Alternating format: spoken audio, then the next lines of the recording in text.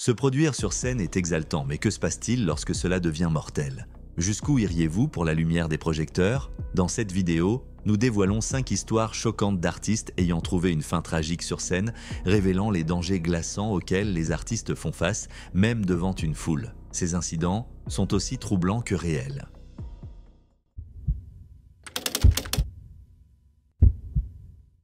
Nous sommes le 13 juillet 2024 à Salinopolis dans l'état du Pará, au Brésil. R.S. Sasaki, chanteur de rock âgé de 35 ans, se produisait à l'hôtel Solar.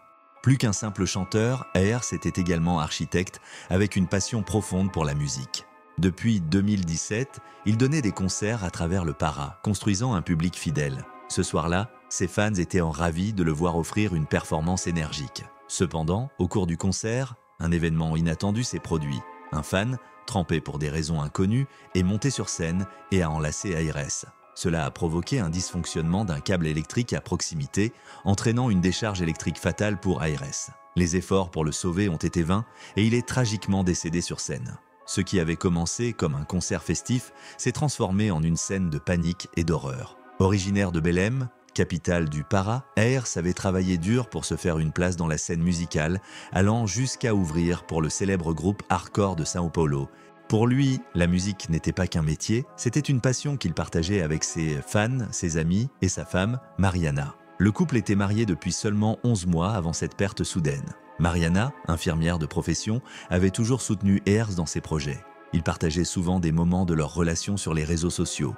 En octobre de l'année précédente, R.S. avait publié une vidéo de leur mariage accompagnée de la légende « L'éternité nous attend, mon amour ». Ce message résonne aujourd'hui comme un poignant rappel de leur brève histoire ensemble. Suite à cet incident, la police locale de Salinopolis, en collaboration avec la police civile du Pará, a ouvert une enquête pour comprendre les circonstances exactes du décès d'R. Bien que la cause de la mort, électrocution, soit évidente, les circonstances entourant la présence du fan trempé sur scène restent floues. Des témoins ont été entendus et des experts ont été appelés pour examiner les lieux. L'hôtel Solar, où s'est déroulé le drame, a publié une déclaration le lendemain du décès d'R.S. Ils ont exprimé leur profond regret et se sont engagés à soutenir pleinement la famille d'R. L'établissement a également promis de coopérer avec les autorités pour faire la lumière sur cet incident. La mort d'R.S. a bouleversé la communauté musicale brésilienne. Les hommages ont afflué de la part de fans, d'amis et de collègues musiciens. Adriano Freitas, un ami proche et chanteur, a décrit R.S. comme un homme super charismatique, au talent remarquable. R.S. était apprécié pour ses longues performances, jouant même une fois pendant 12 heures d'affilée lors d'un concert privé à la demande de ses fans.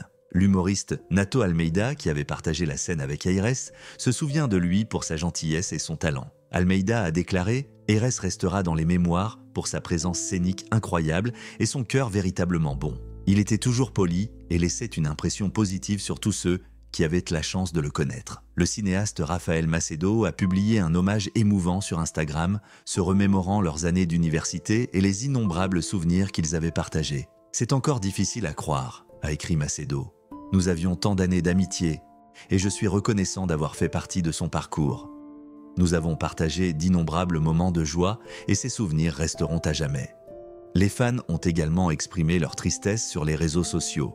L'un d'eux a écrit « Repose en paix ». Parti bien trop tôt, amour et prière pour sa famille.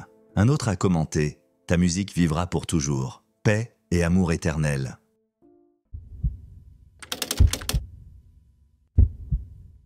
Le 1er septembre 2019, à Las Berlanas, à Villa, en Espagne, Johanna Sainz Garcia, danseuse, chanteuse et chorégraphe de 30 ans, se produisait lors d'un festival local avec le Super Hollywood Orchestra. Connue pour son énergie et son dévouement à la danse, Johanna était un membre clé de son groupe. Le festival, qui se tenait à environ 130 km de Madrid, était un événement important. Près de 1000 personnes s'étaient rassemblées pour assister au spectacle de clôture. Johanna et sa troupe de 15 membres exécutaient une chorégraphie dynamique, agrémentée d'effets pyrotechniques. Ces dispositifs produisant des étincelles avaient pour but d'ajouter une touche spectaculaire au show, une signature de la troupe. Alors que la performance atteignait son apogée vers 2 heures du matin, un dispositif pyrotechnique a explosé de manière inattendue, projetant des éclats métalliques dans les airs. L'un des fragments a atteint Johanna à l'abdomen. L'explosion a été soudaine, plongeant tout le monde dans la stupeur. Des images vidéo de l'événement montrent Johanna et ses collègues en train de danser alors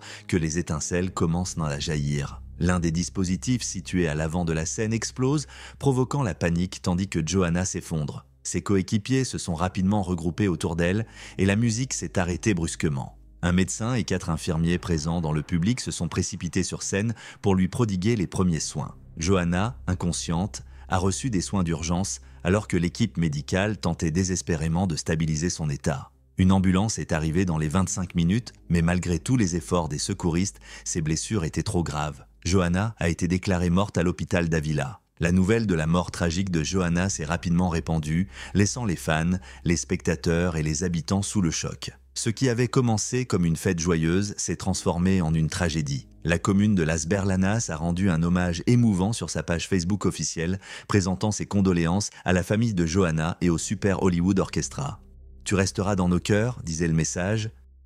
Née en 1989 à Santander, dans la région de Cantabrie, Johanna avait montré une passion pour la danse dès son plus jeune âge. Son talent et son travail acharné ne sont pas passés inaperçus. En 2010, elle a commencé une formation professionnelle en danse. Selon son professeur, Johanna était toujours pleine d'énergie et de détermination. Elle est rapidement devenue la danseuse principale et chorégraphe du Super Hollywood Orchestra, une troupe combinant musiciens, chanteurs et danseurs pour offrir des performances dynamiques. L'orchestre utilisait des effets pyrotechniques dans ses spectacles depuis des années sans rencontrer de problème. Le promoteur du groupe, Isidoro Lopez, a précisé qu'ils avaient utilisé le même type de pyrotechnie pendant 5 ou 6 ans sans incident. Cette fois, cependant, quelque chose a mal tourné. Une enquête a révélé que le dispositif pyrotechnique aurait pu être mal rempli avec un matériau incorrect, provoquant l'explosion du boîtier métallique au lieu de produire un effet d'étincelle sécurisé. Les autorités locales et le conseil provincial d'Avila ont exprimé leurs condoléances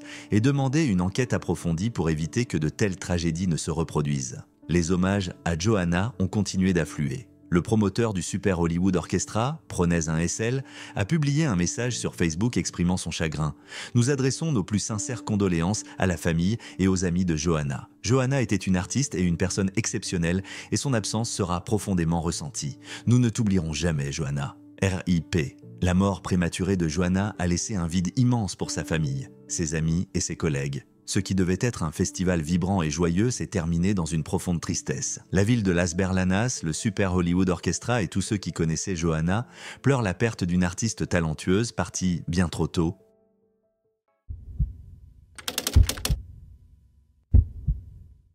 Le 17 avril 1987, à l'Université de Californie à San Diego, Dick Shawn, un humoriste de 63 ans, était en plein spectacle. Connu pour son humour décalé, Shawn faisait rire les foules depuis plus de 35 ans, que ce soit au cinéma, à la télévision ou sur scène. Ce soir-là, il offrait une performance typique de son style comique, captivant son public. Mais la soirée allait prendre une tournure tragique. En plein milieu d'un sketch, après une réplique qui avait fait éclater de rire l'audience, Shawn s'est soudainement effondré. Il a chuté vers l'avant, se frappant la tête sur la scène. Au début, les spectateurs ont cru que cela faisait partie de son numéro, persuadés qu'il jouait la comédie. Mais au bout de quelques minutes, les rires ont laissé place à l'inquiétude et à la confusion. Quelque chose n'allait pas. Un membre de l'équipe technique est monté sur scène pour vérifier son état, le secouant pour tenter de le réveiller, mais Shawn restait immobile. C'est à ce moment-là que le public a compris que ce n'était pas un effet de mise en scène. Un médecin présent dans la salle est rapidement monté sur scène pour lui porter secours. Les ambulanciers, arrivés peu après, ont réussi à détecter un faible pouls et ont transporté Shawn en urgence au Scripps Memorial Hospital. Malheureusement, malgré tous les soins prodigués, il a été déclaré mort à 21h55. La cause du décès a été identifiée plus tard comme une crise cardiaque.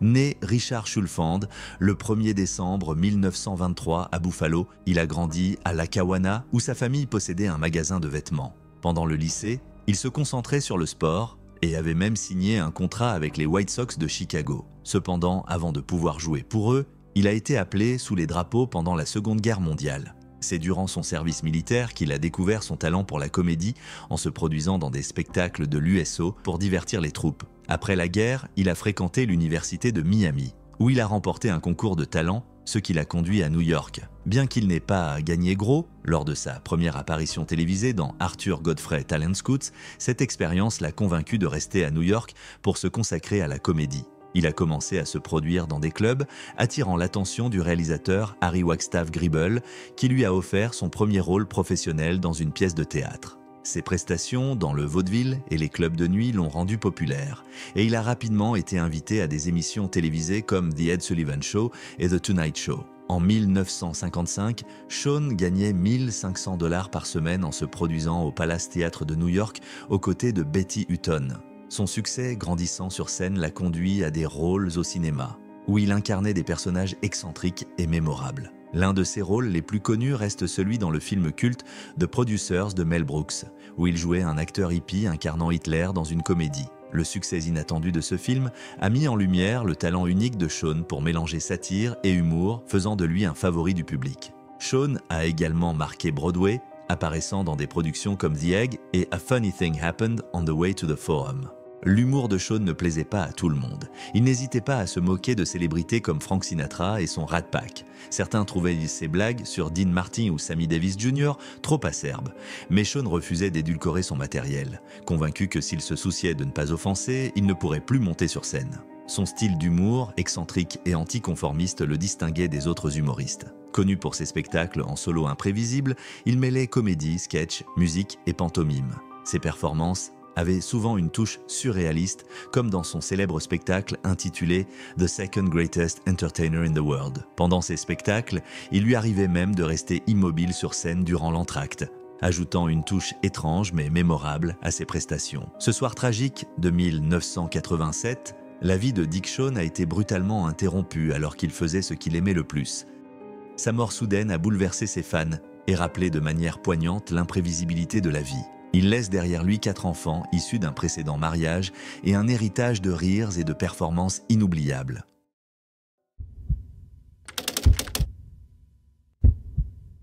Le 23 mai 1999, à Kansas City, dans le Missouri, Owen Hart, un lutteur canadien très apprécié, se préparait pour une cascade à la Kemper Arena. Connu sous le nom de The Blue Blazer par ses fans, il devait faire une entrée spectaculaire dans le ring depuis les hauteurs de l'arène.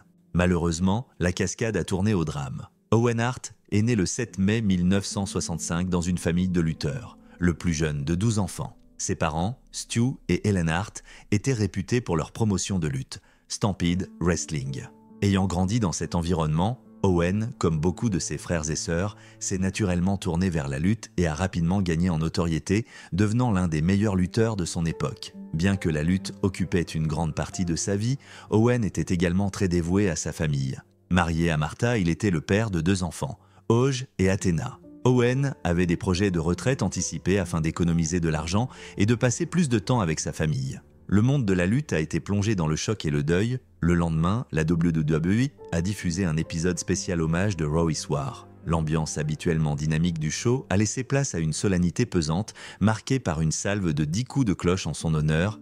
Jim Ross, annonceur de la WWE, a partagé des souvenirs d'Owen et adressé ses respects. Pour sa famille, la mort d'Owen a été une perte inimaginable. Sa femme, Martha, s'est retrouvée seule à élever leurs 2 enfants. Le mois de mai, qui inclut l'anniversaire d'Owen et l'anniversaire de son décès, est devenu une période difficile pour Martha, qu'elle décrit comme un rappel douloureux de sa perte. Dans les années qui ont suivi, Martha a transformé sa douleur en action. En novembre 2000, elle a conclu un accord avec la WWE et Vince McMahon pour un montant de 18 millions de dollars. Elle a utilisé ces fonds pour créer la Owen Hart Foundation, OHF, destinée à aider les familles dans le besoin en proposant des programmes d'accès à la propriété, des bourses d'études et d'autres formes de soutien. Au fil des ans, la fondation a élargi son champ d'action, collaborant avec des organisations comme Amnesty International et apportant une aide internationale à des pays tels que le Népal et l'Ukraine. La fondation a permis à Martha de transformer la mort d'Owen en quelque chose de positif. Les événements caritatifs de la fondation ont rencontré un grand succès, attirant des célébrités telles que Jerry Seinfeld, Ringo Starr et Robin Williams. Martha a également poursuivi sa carrière, obtenant un doctorat en psychologie sociale et développementale à l'université de Cambridge. Elle travaille aujourd'hui à l'hôpital pour enfants d'Alberta, où elle aide les parents confrontés à la pauvreté et aux problèmes de santé mentale. Les enfants d'Owen ont également accompli de grandes choses. Oj, aujourd'hui âgé de 32 ans, parle 5 langues et termine un doctorat en droit de l'homme. Athena, 29 ans, a étudié le journalisme et l'assistance vétérinaire et milite pour les droits des animaux en Australie. L'héritage d'Owen dans le monde de la lutte reste fort. Chris Jericho, un ancien champion du monde, le cite comme une grande influence et un pionnier ayant combiné différents styles de lutte issus de plusieurs pays. Bien que la carrière d'Owen soit moins visible en raison des droits de la WWE et du refus de Martha de collaborer avec la compagnie, son héritage a trouvé un nouveau foyer à l'All Elite Wrestling, AEW. AEW s'est associé à Martha pour créer le Owen Hart Foundation Tournament et la Owen Hart Cup, rendant hommage à Owen à travers des tournois à élimination et de nouveaux produits dérivés, tels qu'une figurine et une place dans le jeu vidéo AEW Fight Forever. Martha a exprimé sa gratitude envers AEW pour leur respect sincère de l'héritage d'Owen. Elle s'est dite soulagée de voir son mari être honoré, non seulement comme un lutteur, mais aussi comme une personne exceptionnelle. Dans un tragique accident, la vie d'Owen Hart a été interrompue prématurément, mais son impact perdure à travers la Owen Hart Foundation, qui continue d'aider les autres et de s'assurer que son nom soit associé à des actions positives.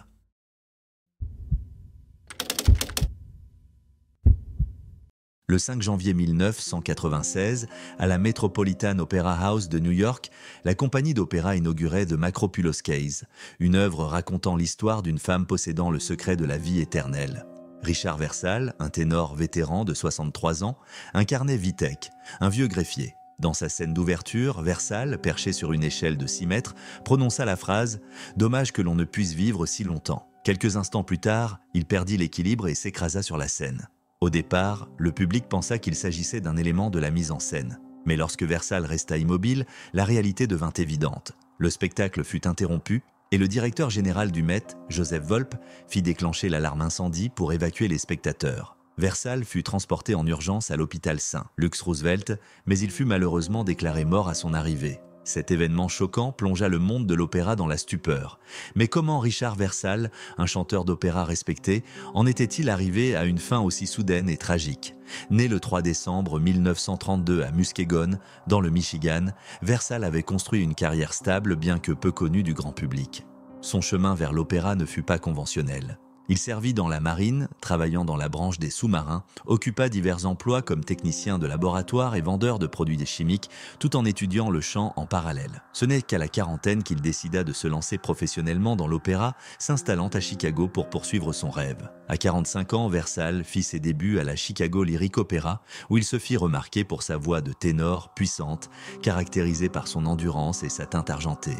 Au fil du temps, il gagna la réputation d'endosser des rôles exigeants, tant sur le plan physique que vocal, notamment dans Othello de Verdi et Tristan, un Isolde de Wagner. Versal se produisit dans des lieux prestigieux en Europe, notamment au Bayreuth Festspiel et dans des opéras de Vienne, Tokyo, Sydney et Gênes. Malgré son succès à l'étranger, Versal dut affronter de nombreux défis. Il traversa un divorce douloureux et vécut la perte déchirante d'un de ses enfants en 1991. Toutefois, il resta dévoué à son art et à sa famille. En 1988, il se remaria et s'installa à Hendersonville, en Caroline du Nord, avec sa seconde épouse, Alexis Dardenne, et leur fille, Tess, qui n'avait que 11 ans lorsque son père décéda. Versal travailla dur pour se faire un nom aux États-Unis et, en 1995, ses efforts furent récompensés lorsqu'il obtint un rôle principal au prestigieux Metropolitan Opera. Sa performance dans Rise and Fall of the City of Mahogany lui valut des critiques élogieuses, et sa carrière semblait enfin être reconnue dans son pays natal. Lorsqu'il fut choisi pour incarner Vitek dans The Macropulos Case,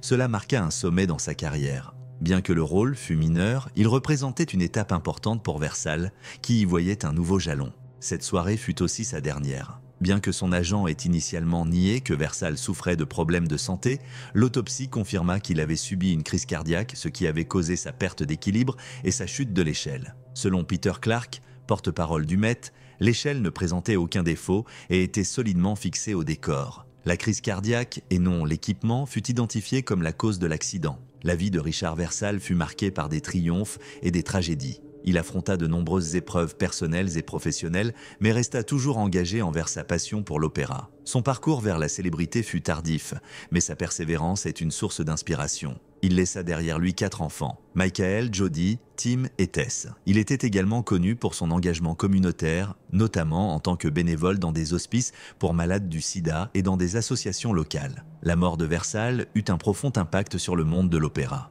Le Metropolitan Opera annula la représentation et baissa son rideau, un geste rare pour un lieu aussi prestigieux. Des hommages affluèrent du monde entier, saluant son talent et les obstacles qu'il avait surmontés tout au long de sa vie. L'ironie tragique de sa dernière performance et de la phrase qu'il chanta avant sa chute résonne comme un rappel poignant de la fragilité de la vie. Dommage que l'on ne puisse vivre si longtemps.